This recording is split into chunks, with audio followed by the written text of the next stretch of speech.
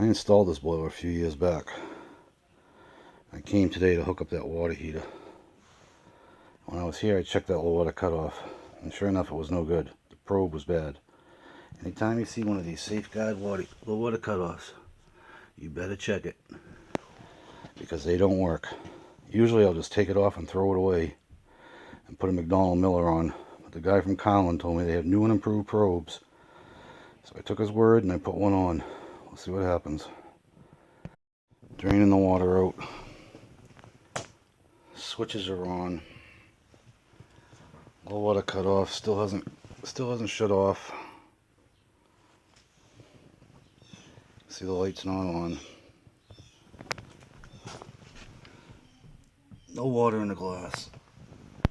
So this boiler would be junk. That's what I'm talking about. Okay, I gotta change the probe. Now it's got the new probe.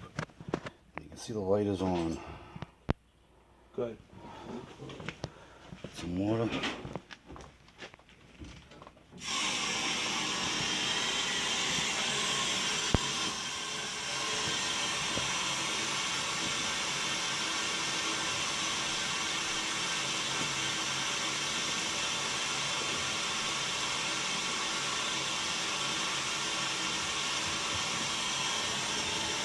Coming up now.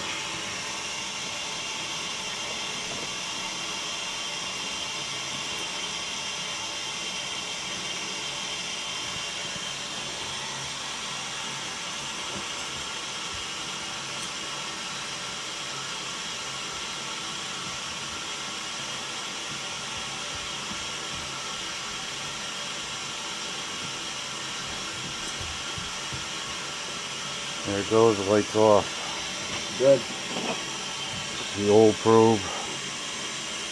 You don't change these all the time. Boiler will dry fire and crack.